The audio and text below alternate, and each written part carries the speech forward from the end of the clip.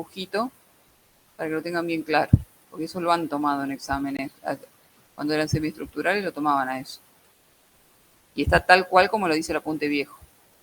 ¿Estamos? Es importante aparte, pero aparte porque o sea, ahora estamos concentrados en en qué les van a tomar en realidad. ¿Estamos? Bueno, acá explica todo lo que es el mecanismo de la erección y de la eyaculación. Léanlo, nunca vi que lo tomen, pero es interesante saberlo para la vida, porque por ahí le van a preguntar, por ahí cuando entiendan viejitos que andan tomando sildenafil y demás, y le van a preguntar. Y justamente habla de eso acá, no del sildenafil, sino de cómo se produce el mecanismo de la erección. ¿Estamos? ¿Qué más? Tengan en cuenta.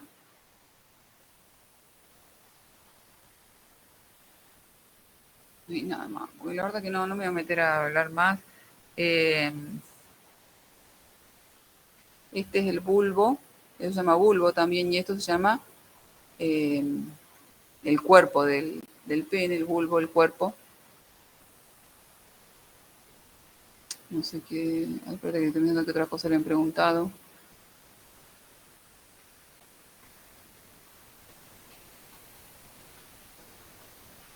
Entonces, a la parte del bulbo también toda esa parte se le conoce con el nombre de raíz, ¿eh? Glande, cuerpo y raíz. Y en la raíz está el bulbo.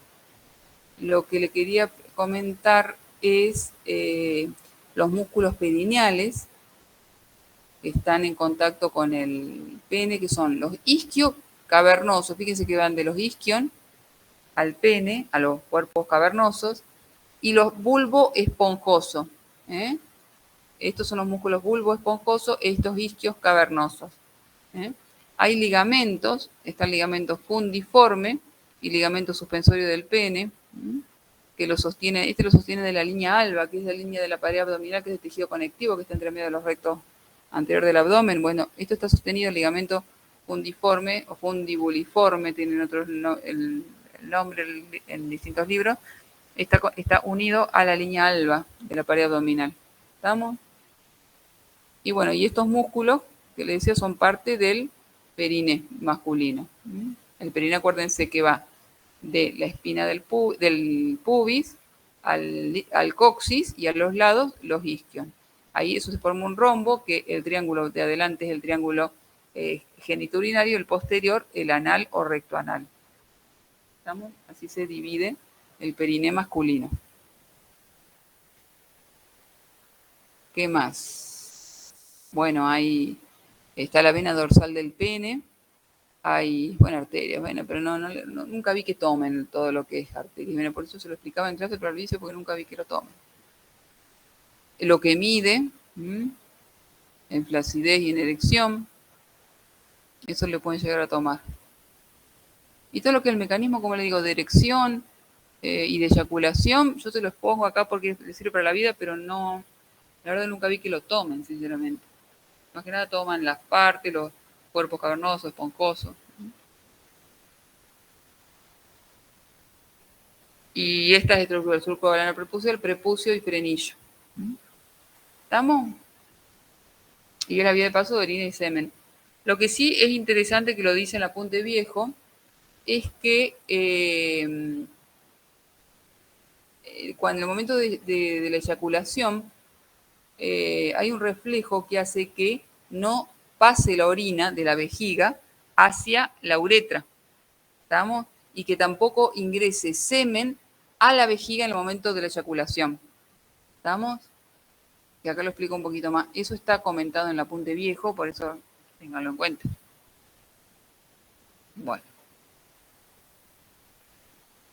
Yo que le puse esto porque como menciono en los distintos órganos del aparato genital masculino, menciono la irrigación, yo se lo puse esto para que tengan un esquema general de las ramas de la arteria ilíaca interna o hipogástrica, que es la que irriga todos estos órganos. Por eso es que le puse este resumencito acá, pero se lo puse para eso, no, la verdad que no he visto que tomen la irrigación de...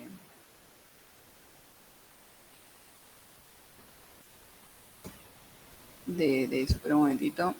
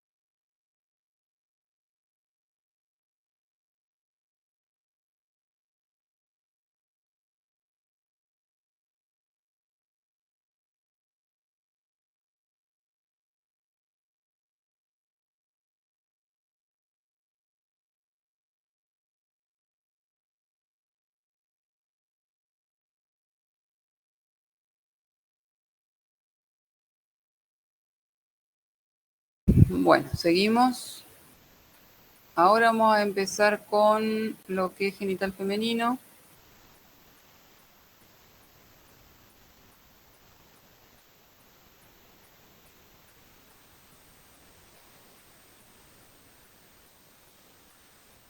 Bueno, con respecto, tengo aprendido el coso, ¿no? Sí, sí.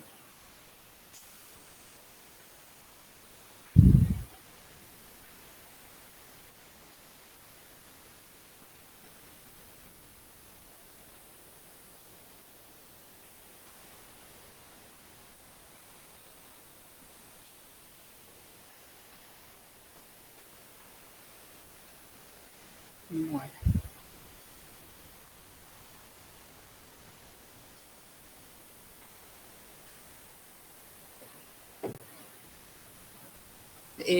Los ovarios, tener en cuenta que son órganos pares, que tienen 3,5 por 2 centímetros, que producen gametas y hormonas. Esto es importante porque por eso se considera glándula de secreción mixta.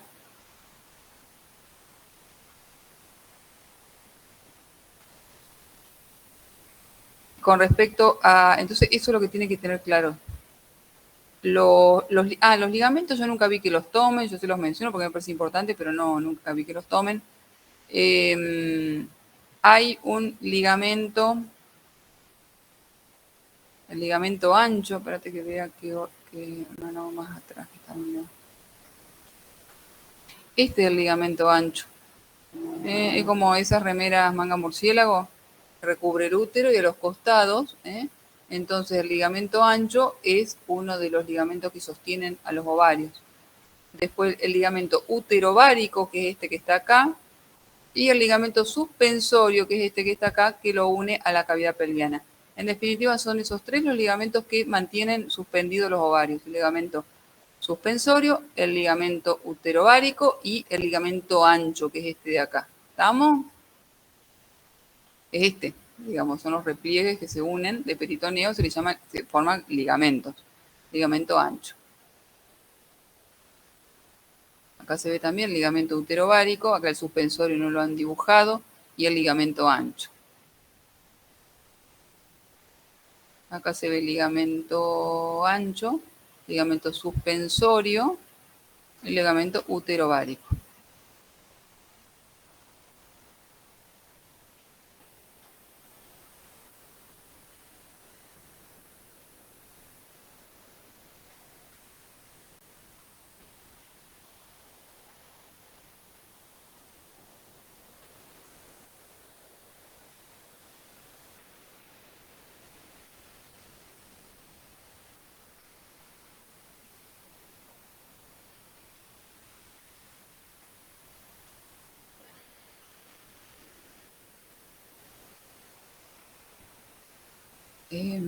Bueno, ¿está claro? Cada ovario tiene un hilio, que es por donde entran y salen los elementos del órgano, ¿no es cierto? Entonces, eso es lo que tienen que saber. Lo que mide los la función mixta que tienen. Los ligamentos yo no he visto que lo tomen, pero bueno, ya lo saben. Y lo que tienen un hilo. Esto que le puse acá habla de la fosita ovárica de Krause. Una vez David vi que lo preguntó, ¿cómo se llama? ¿Cuál es la ubicación en la que están los ovarios?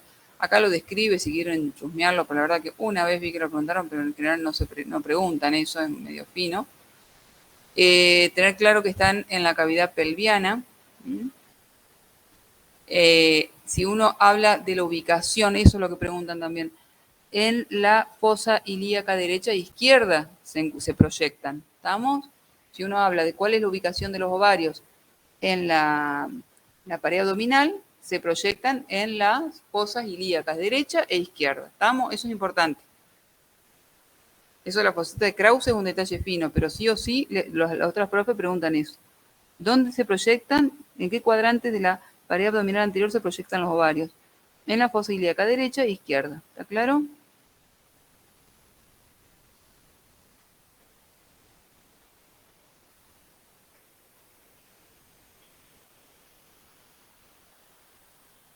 Bueno. ¿Qué más? Todo lo que es la histología, tengan en cuenta que hay un epitelio germinal, que acá no está en este gráfico, por eso no, le pongo los dos. Epitelio germinal, tiene por debajo la túnica albuginia, que es de tejido conectivo, y acá tenemos los folículos en distintos grados evolutivos, los folículos primarios, hasta los folículos ováricos, los folículos de Graf, que es cuánto mide 2 centímetros de diámetro, se llama folículo de Graf. Luego de la ovulación queda formado el cuerpo lúteo, que luego degenera en cuerpo albicans. El cuerpo albicans se llama albicans por blanco porque es fibrosis. ¿Estamos? Tiene una corteza el ovario y la médula, los ovarios, ¿no? Y la corteza y la médula. Acá ven que hay un hilo por donde entran y salen los elementos, como los vasos. Bueno, nada más. ¿Qué más? Si hablamos de la ovogénesis, este gráfico es el que le aclara bien todo. Fíjense que esto ocurre en el periodo fetal. La ovogonia se transforma en ovocito primario, que queda en profase. Eso ocurre en el feto femenino. Queda en la profase 1, o sea, de la primera división meiótica. Ahí queda el ovocito primario. Después, durante la niñez, quedan ahí en profase, quedan como congelados ahí, y cuando llega la pubertad, ese ovocito que estaba en profase sigue avanzando en la meiosis 1, termina la meiosis 1, se divide en dos células, una de ellas degenera en cuerpo polar y el otro forma el ovocito secundario, que avanza por la meiosis y queda en metafase, no en profase, sino ahora en metafase 2, de la segunda división meiótica en la metafase. Y ahí queda, esperando a ser ovulado, a ser fecundado. Por eso siempre cuando hablamos de la fecundación, decimos el ovocito secundario, el que es fecundado. Cuando es fecundado, completa la segunda división meiótica y se convierte en óvulo. Se pierde el segundo cuerpo polar y ahí quedan. Ven como de la ovulación se forman un solo óvulo, de la ovogénesis se forman, no es como los espermatozoides que se forman 4. De una célula, de la ovogonia, se termina formando un solo óvulo. ¿Estamos?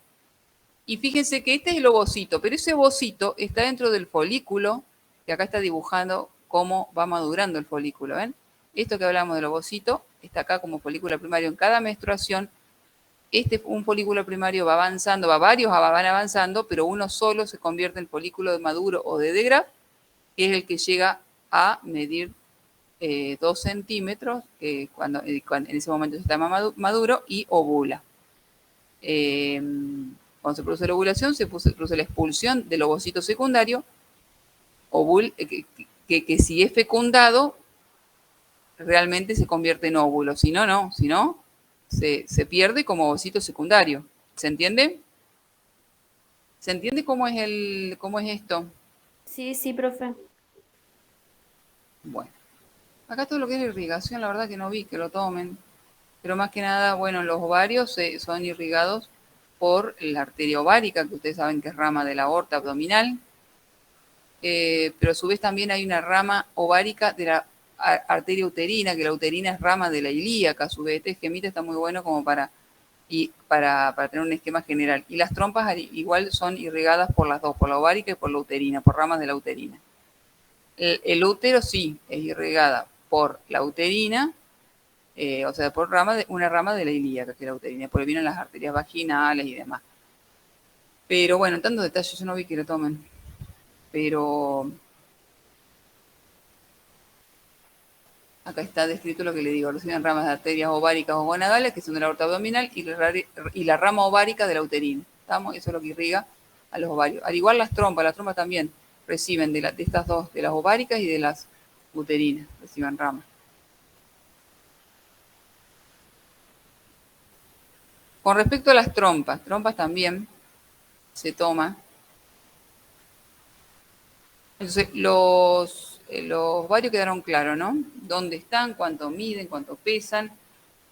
Cuando hablen de dónde están, más que nada le están preguntando de dónde se proyectan, en qué cuadrante de la pared abdominal anterior se proyectan, ¿eh? Fosas ilíacas, derecha e izquierda, ahí es donde se proyecta. Eso es importante porque cuando duele ahí uno tiene que sospechar que puede ser, por ejemplo, un quiste de ovario o algo así. Bueno. ¿Qué más? Las trompas. Las trompas, lo que miden, 10 a 14, yo siempre eso lo pregunto. Hay libros que dicen de 8 a 12, pero de 10 a 14 está bien, si dicen de 8 a 12, 10 a 14, más o menos lo que miden las trompas, pero no menos de 8, ni más de 14, ¿estamos? Ahí habla del calibre, de 3 a 7 milímetros, van del útero ahí están en los pliegues del ligamento ancho, desde los ángulos laterales del útero hacia la superficie de los ovarios, desde de los ángulos laterales del útero hasta la superficie de los ovarios, ¿se entiende? Tienen 4 partes, o 3 según el libro, algunos dicen 3, infundíbulo, ampolla e istmo, y algunos agregan una zona intramural, que intramural significa intramuro, y dentro de la pared del útero. ¿Estamos?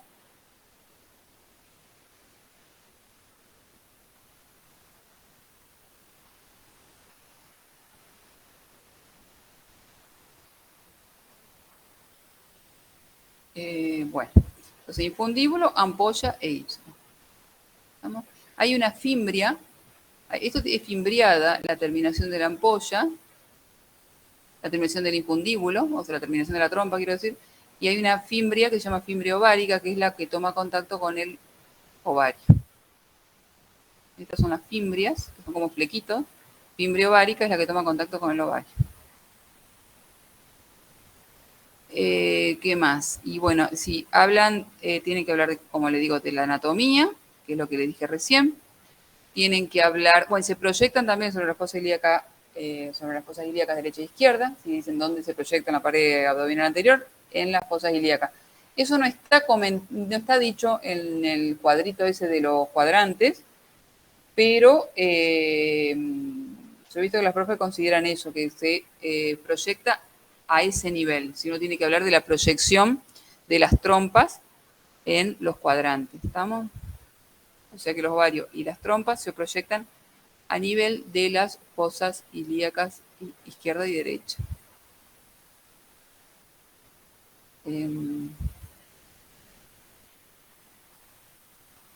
Acá está todo lo que les comentaba. En la ampolla, tengan en cuenta eso, en la ampolla es donde se encuentra el espermatozoide con el ovocito secundario y se produce la fecundación, en el caso que se produzca, ¿no? Pero ojo que por acá dice, que es lo que dice el apunte viejo, que en el tercio medio de la trompa.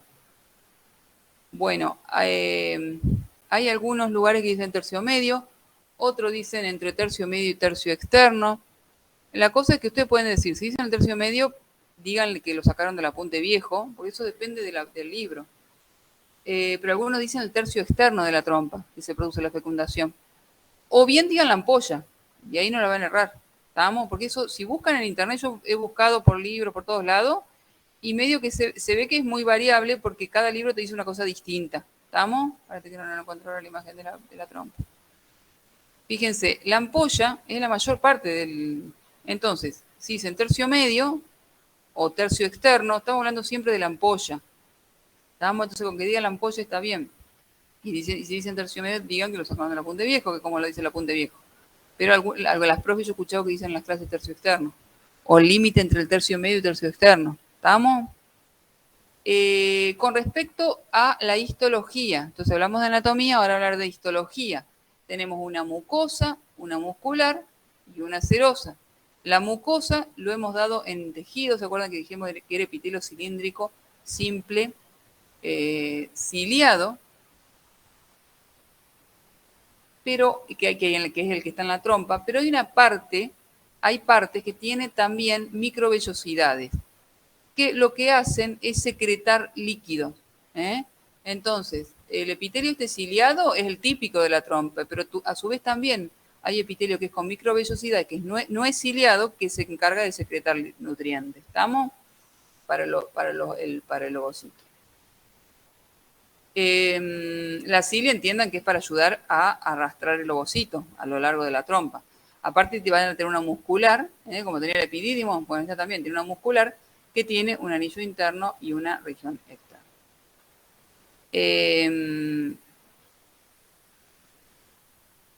Bueno, que se encarga de hacer movimientos peristálticos para el avance de los ovocitos. ¿Está claro? En el caso de que se produzca la fecundación, porque fíjense que viene por acá el ovocito secundario, si hubo relaciones sexuales, viene el espermatozoide por acá, se produce la fecundación acá, y las cilias estas se encargan de empujar el ovocito hasta acá, pero a su vez se encargan de que si se produce la fecundación, de empujar el óvulo fecundado hasta el cuerpo, la cavidad uterina, para que se produzca en el sexto día la implantación. ¿Estamos? Eso se lo pueden preguntar. En el sexto día se produce la implantación. Se va a producir en la pared posterior y superior, cercana al fondo. Ahí es donde en esa zona se produce la implantación en el sexto día, luego de la fecundación. ¿Estamos? Eso lo pueden preguntar también. ¿Qué más? Bueno, la serosa es el ligamento ancho, que es la serosa, que es la capa externa. ¿Está claro la histología? ¿Está claro la anatomía de las trompas? ¿Está claro la histología?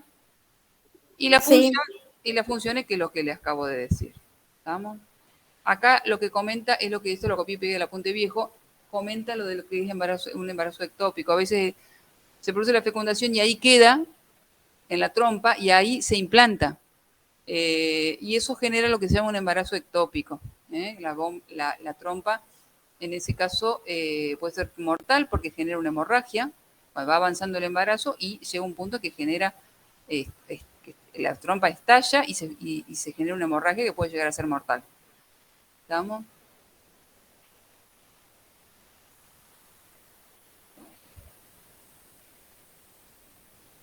Las que la irrigan son, como les dije hoy, las ramas tubáricas de las ováricas y de las uterinas. Tanto las ováricas como las uterinas tienen, la uterina, acuérdense, rama del hipogástrico, y las ováricas, rama de la aorta abdominal, tienen ramas tubáricas externas e internas que irrigan en la trompa.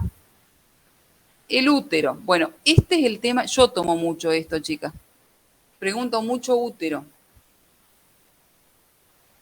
¿Estamos? Las funciones que forman parte del camino que siguen los espermatozoides, por lo que suben por el útero para encontrarse en la trompa y después ahí se implanta. Y a su vez el origen del flujo menstrual. ¿Estamos? Estas son las funciones. La anatomía, las relaciones, acá lo puse en negrito porque se preguntan mucho las relaciones y le puse esto acá para que quede bien claro. El útero se encuentra arriba de la vagina, por arriba y detrás de la vejiga, acá está la vejiga, está por arriba y detrás de la vejiga, por delante del recto y por debajo del colon iliopélvico y asas intestinales. ¿Estamos? Colon iliopélvico se refiere al colon está el sigmoide más que nada, que es el que está en la zona pelviana. Por eso le llama colon iliopélvico, y asas intestinales que están en esa zona. ¿Estamos? Esas relaciones hay que saberlo perfecto porque eso lo toman mucho. Esas son las relaciones del útero. ¿Está bien? Anatómicamente, bueno, cuánto mide, yo acá le puse esta cifra. En el apunte viejo hay otra cifra, pero estas cifras son del Tórtora y a mí me gustan porque son fáciles de aprender. 7,5 por 5 por 2,5, acuérdense 5 más 2,5, 7,5, por eso me gusta para acordarse. Pero en el apunte viejo dice otros números, entonces pueden agarrarse de uno o de otro lado. Esto es lo que dice Tórtora, o para que digan de dónde lo sacaron. Tiene un fondo, cuerpo, cuello e istmo. Esto lo tienen que saber, chicos, y nunca me lo dicen. Fondo, cuerpo, el cuello y el istmo. ¿Estamos? Esto es el istmo. Fondo, cuerpo, cuello e istmo. ¿Está claro? Sí, sí, sí. Esta es la cavidad uterina y este es el canal cervical que se encuentra entre el OSI y el OC. El OSI es el orificio cervical interno y este es el orificio cervical externo. ¿Estamos? Bueno, eso sería, entonces, ¿dónde está? Las medidas, dónde está, cómo se relaciona con los otros órganos, las medidas, dónde se proyecta sobre la pared abdominal anterior sería en el hipogastrio. ¿Estamos? La vejiga, el útero y el recto. Son los órganos que en la mujer se proyectan en el hipogastrio. Porque más que nada, cuando le preguntan la ubicación, están queriendo que le digan únicamente dónde se proyecta sobre la pared abdominal anterior, en qué cuadrante. ¿Estamos?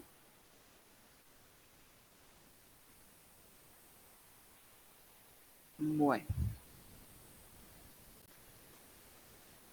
Está en la cavidad pelviana, obviamente, pero se proyecta sobre el cuadrante llamado hipogastrio de la pared abdominal anterior. Pero están en la cavidad pelviana, ¿se entiende?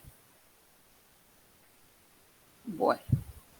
Todas estas estructuras están sobre la cavidad pelviana, se hacen las trompas, los ovarios. El útero está en la cavidad pelviana. ¿Estamos? Después,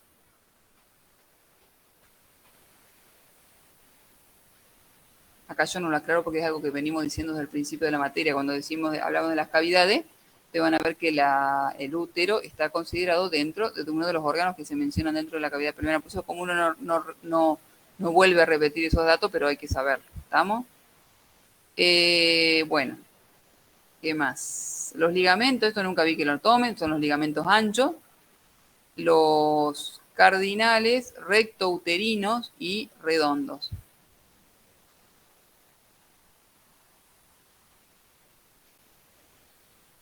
Los rectouterinos, ya les muestro acá están. Rectouterinos o uterosacro se le llama, que unen el útero al sacro hacia atrás. Los ligamentos redondos son los que unen el útero y van hacia adelante hacia los labios mayores. Ligamento cardinales o de McEnroe, el ligamento ancho que ya se lo mostré, el ligamento cardinal o de McEnroe, ahí le muestro.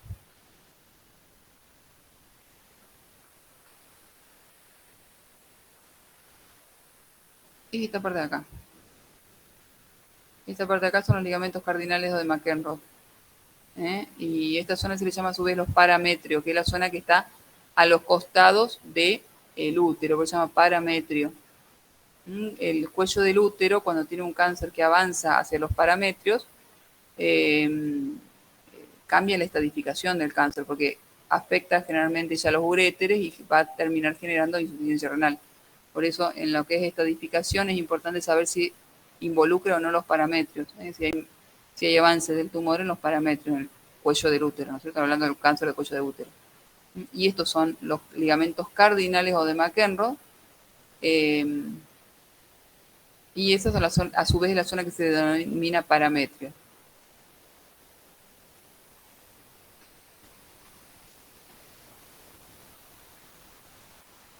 ¿Qué más?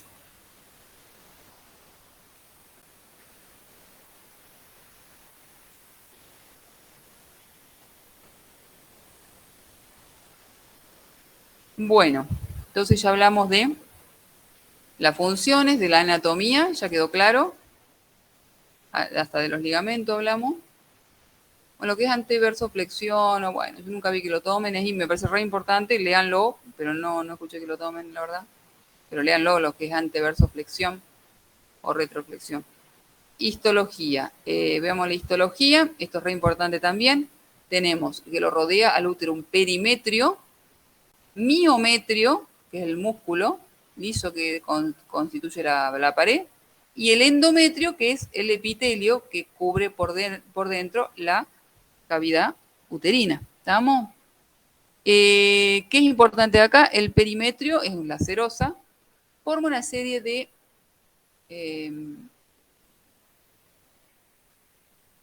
ligamento, ahí le voy a mostrar, porque esto es importante. Hay un fondo de saco por delante del útero y por detrás. El por delante se le llama vésico uterino, fondo de saco vésico uterino, y que está por detrás recto uterino o de Douglas, fondo de saco recto uterino o de Douglas, pues el recto y el útero y se llama de Douglas. ¿Por qué es importante esto? Que en la ecografía se menciona porque cuando hay algún tipo de inflamación que se junta líquido, como es la zona más declive, la que queda más abajo, es donde se junta el líquido, y que se puede ver en las ecografías. Entonces ustedes van a ver que menciona el fondo del saco de Douglas, le dice libre de líquido, o si hay líquido, aclara que hay líquido en el fondo del saco de Douglas. Pues la zona más declive, la que queda más abajo, y la que cuando hay un líquido va a parar ahí. ¿Estamos?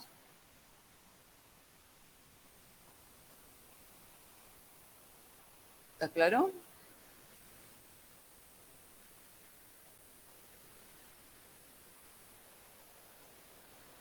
Sí, profe.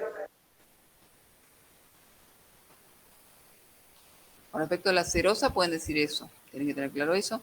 Con respecto al miometrio, este era el peri. Peri es alrededor, significa perímetro. Miometrio, mio de músculo, son 3 capas. En el fondo es gruesa y en el cuello es delgada. Eso porque después cuando va en un embarazo, por ejemplo, va avanzando y se va engrosando cada vez más el fondo y se va haciendo más delgado el cuello cuando avanza el embarazo para en pro del parto, ¿no es cierto? Para que pueda salir el bebé.